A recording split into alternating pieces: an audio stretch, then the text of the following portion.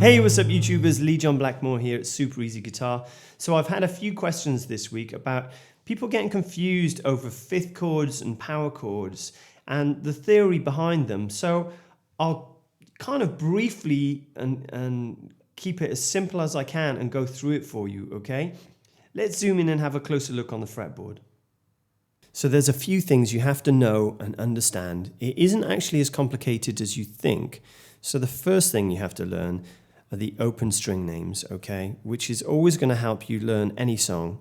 So I'll just go through them quickly. From the thinnest to the thickest, it's E, B, G, D, A, E, okay? And the reason I said the thinnest from the thickest is because that's how we count the strings, 1 to 6.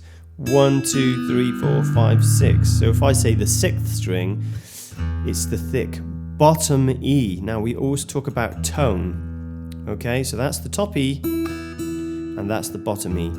Regardless what anyone says in music, we always talk about tone, okay? Low, high, low E, high E. Anyway, so that's the first thing you have to know. The second thing you have to know, and it might seem complicated, but actually it's really simple, okay? You need to know the note names on the bottom E string. Now, by learning this, it means you'll be able to pick up pretty much any song and play it in power chords. So it's a very powerful thing to learn. If I run through it quickly, okay? Now, people often say, why doesn't it go A, B, C, D, F, G? So it's just the way the guitar's laid out, okay? So the first note, the lowest note, the lowest tone is E, okay? The bottom E, right? One higher than E is F. Then we got F sharp and then G. So in between, we've always got this sharp or flat, okay? So it could be G flat or F sharp. We're not really worried about that right now. So it's F, E, F, F sharp, G, G sharp, A sharp, B. No B sharp is what we call C. So C, C sharp, D, D sharp, E. Okay, and we're at the 12th fret again, and I've got 2 dots there representing it. If you're on a kind of a classical acoustic, you'll see it's where the body normally hits the neck. Okay, so you must know these. E, F, F sharp, G, G sharp, A sharp, B, C, C sharp, D, D sharp, E. You notice there's no E sharp either because it's F. So that's the only 2 things you have to remember really. It's, you can make up a rhyme or whatever. One of my students was saying E and B sat in a tree, they have no sharp, okay? That doesn't really mean anything. So I'd make up your own way of trying to remember this. So anyway, they're the notes. So you have to have those down, commit them to memory, use the fretboard to remember them, use the dots to help you. I mean, I've got these little inlays, but I've also got dots here. And I know, at the 3rd fret, that dot is G. The 5th fret, that dot is A. The next dot is B, and then it's C sharp, and so on, okay? And the 12th fret is our E octave, okay? So there's 8 whole tones between an open and the 12th octave, all right? So power chords. So what are power chords? So if we take the major scale, which, is just do, re, mi. Do, re, mi, fa, sol, la, ti, do, which is kind of classical music, right? That's what we call the major scale. Now, to make a normal chord, so say you've got a G chord, if you wanted to make a major or a minor chord, so all the chords A minor, B minor, C minor, D minor, whatever, they all consist of what we call a triad, so they contain 3 notes, okay? That's to get a major or a minor. So with G, they contain G.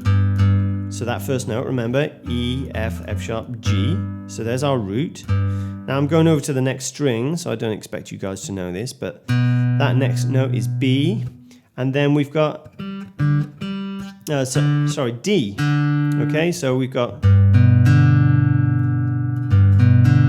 okay, so the triad notes to create G major, a G chord, G open chord, would be G, B, and D. But I know what you're saying. What about the other notes? Well, actually, they're just repeated notes. So G, B, D. G, B, G. Okay, so they're not perfectly repeated, but they're still the same notes within the triad. Okay, so a triad, tri just means three. Okay, but a fifth chord, you're like, hang on, what's a fifth chord? A power chord is often called it's a power chord's real name is a fifth chord. Okay.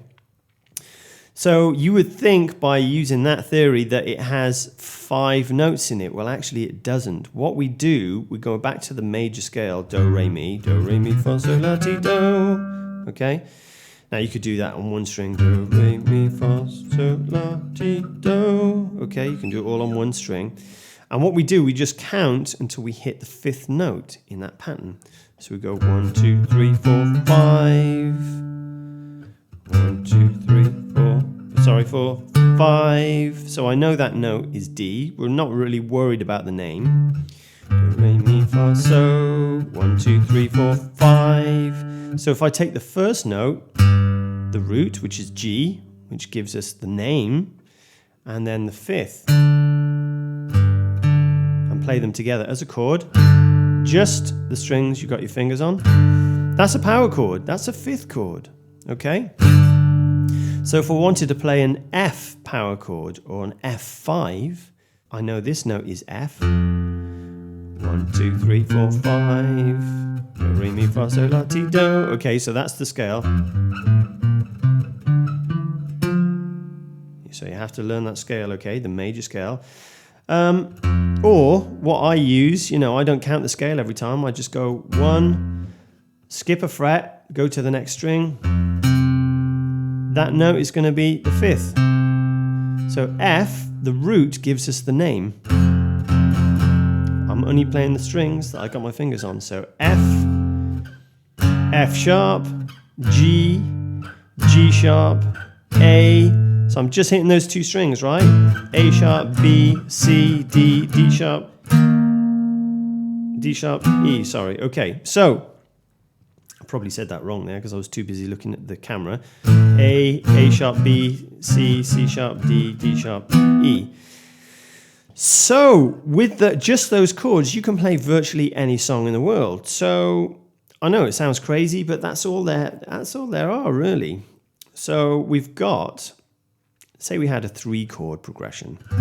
G, D, and C. Okay? Whatever type of song it is, that just happens to be major, happy, all right? G is there, G power chord. D is there, the 10th, and C is at the 8th. So we could play that. We could play that song in power chords, just using 2 fingers.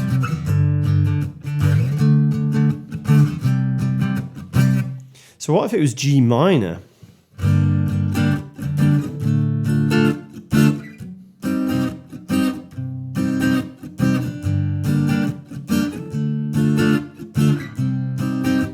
So I'm playing G minor, D minor, and C minor.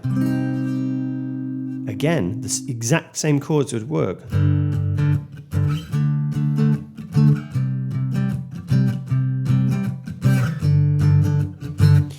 But it seems like a bit of a pain going all the way up here.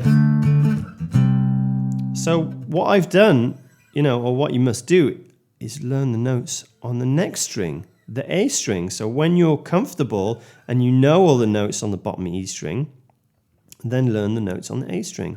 Now it's just as simple to work out because we start off with an A, okay, because we go E, A, Eddie, A, dynamite, goodbye Eddie, or whatever you want to say.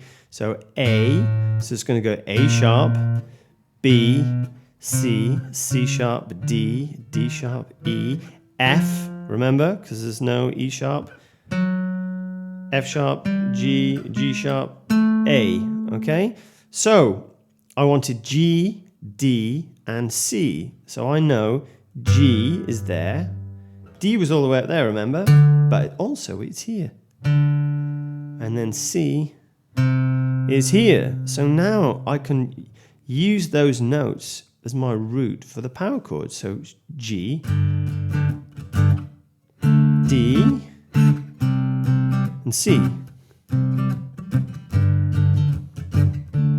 Now you have to be careful.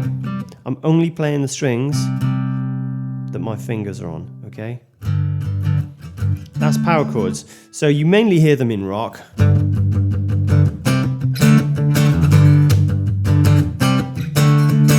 But they can be major or minor, okay?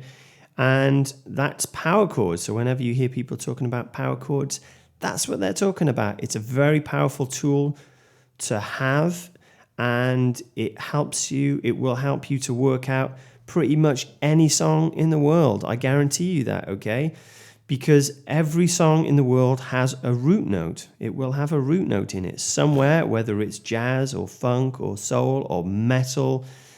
Every chord will have a root, and you can work out that root. And from the root, you can work out what the chord is. It might be a really complicated chord, but you have to start somewhere, okay? So start with triads, like we talked about, or power chords, fifth chords. So there you have it, guys. Hope you enjoyed this week's lesson. Please don't forget to subscribe. Hit that bell button if you'd like my weekly updates. You can also find a Spotify playlist for virtually all the songs I've done. And you can find me over on Instagram if you wanted to send me a request. I'll do my very best, okay? Keep up the good work, guys. I'll see you again the same time next week.